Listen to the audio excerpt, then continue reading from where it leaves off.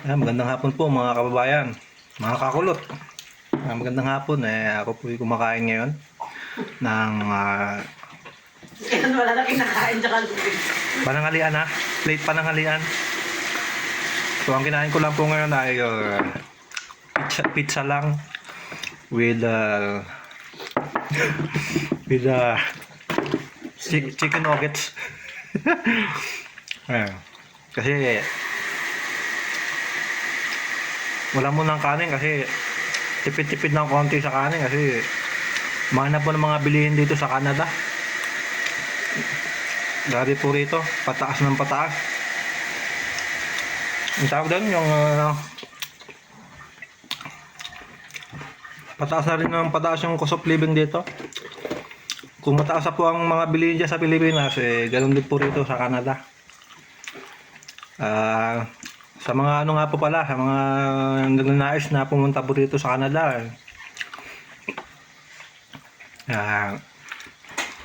mag-isip po muna po kayo kung kayo po talaga ay decided na pumunta rito dahil dito pagdating nyo po rito marami pong pwede po kayo makaharap dito.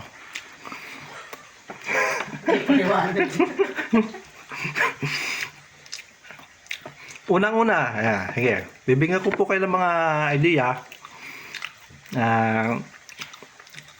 Real talk na mararanasan nyo po dito. Siyempre, pag pumunta ka rito, sasahod ka ng mga minimum. Sabi mo ng minimum, ang minimum po rito ay nasa ano na, $17 per hour. Depende po yon. Kung skilled ka, medyo yung 15 pala, 15 ang minimum. hourly rate mo medyo mataas. 15 Pero pag ikaw ay non-skill, nasa ang rate mo ay nasa 16, 17, 18, yan, nasa ganyan. Kwentahin nyo po yung mga sasabihin ko. Bahay. Siyempre, pagpunta mo rito, mag-apartment ka. Ang bayar rito, around, 600. ang upa rito sa bahay, weekly kasi ang bayaran dito, weekly. So, weekly, sabi mo ng weekly mo, ay, hindi, monthly pala. Monthly yung bahay. Sabi mo monthly mo rito ng bahay, ang pinakamurang bahay rito sa amin, 600. 600 per month. $600 per month. Bahay. So, siyempre, magbabayad ka ng kuryente. Ang kuryente mo, sabi mo ng 300 pag ano, pag winter. Every 2 months. Pag winter, 300. Kasi ganun yung amin dito. Kapag summer, nasa ano lang, sa 150, ganun. Dumodoble kapag winter. Kasi madalas gumamit ng mga heater, tapos yung mga mainit na tubig, yan. Tapos, kuryente, bahay, kuryente, internet. Internet mo, sabi mo na nga nasa $70 per month. Tapos, bahay, kuryente, internet, sasakyan. Kasi kailangan mo talaga rito, napaka-necessity rito yung yung sasakyan. Hindi pwedeng wala ang sasakyan dito. Mahirap, lalo na dito sa amin. Sa lugar po namin, sa province po namin, dito. Walang public transpo. So, need talaga ng may sarili kang sasakyan. Siyempre, mamimili ka, papasok ka sa trabaho, mga gayon. Sabihin mo na ang sasakyan mo, ang sasakyan dito, ang bayaran sa sasakyan dito, per week. Sabihin mo sa sasakyan mo, Mapano ng 120 per week. So, times 4. Kano yun? Sabi mo na 500. Plus insurance. Insurance mo sa 150.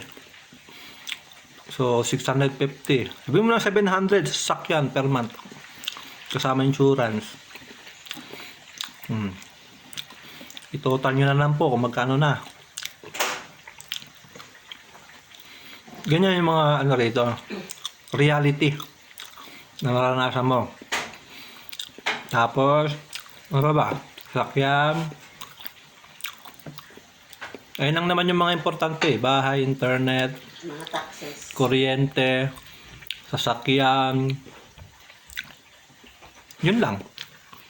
Tapos, grocery. Siyempre, mag-grocery kayo.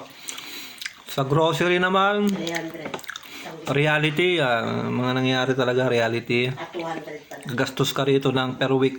Per week, no? 200. Tipid na yun, tipid. $200 Tipid yun, tipid. per week.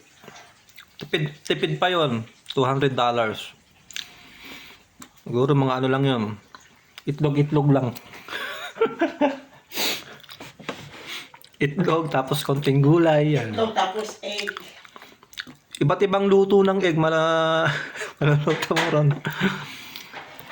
Ganun po yung mga reality na nangyayari dito. Kasi marami ako na napapanood ng mga mga vlogger about sa Canada eh. Kaya so, sarap buhay daw. Pagdating dito, mayaman na. Hindi po yung totoo.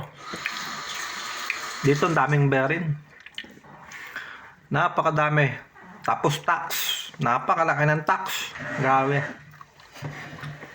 Kala ko ba luto? Ba't di mo nakain siya? Kinukunti-unti nga. Ayan. So, ganun po.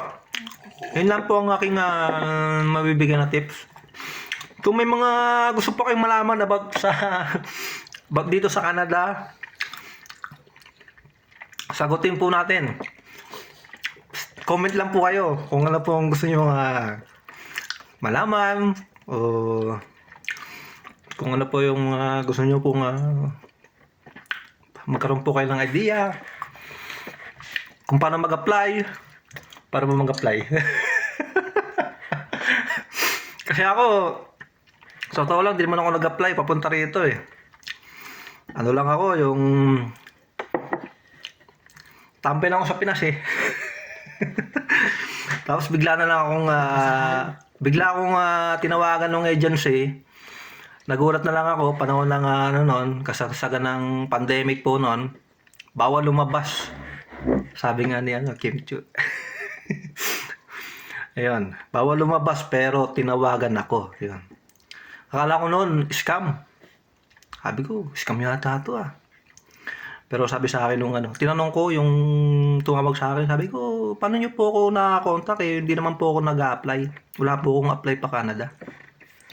Hindi sir, kasi nakita namin yung yung resume mo dun sa sa work abroad. So yun, importante pala yun mga kakulot.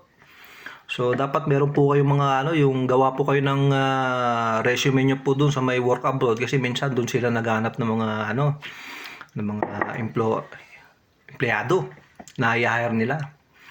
Yung mga agency, doon tumitingin sa work abroad, doon sila nag-scroll. Kung pasok ka sa qualification nila, kukontakin ka pala nila. So, ganun yung nangyari sa akin, mga kakulot. Kinontak ako ng ng agency ko nga pala. Ayan, shoutout sa agency ko. iPams. Yan. Proud to be iPams.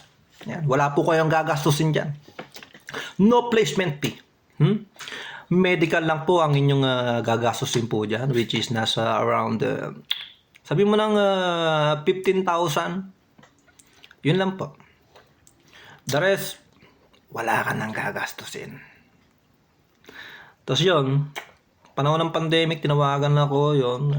So, interview. Sumana ako sa interview, which is, yun, nasubukan yung mga English natin doon. Dumugo ang aking ilong. Kahit wala akong ilong. Pumasa naman si Kakulot. Yun. 14 kaming in-interview noon. Dalawa lang po kami ang na-select.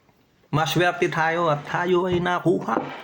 At nakarating tayo rito. Simula po noon, yun, nung na-select ako, doon na po nag-umpisa yung journey ko na para makapunta rito.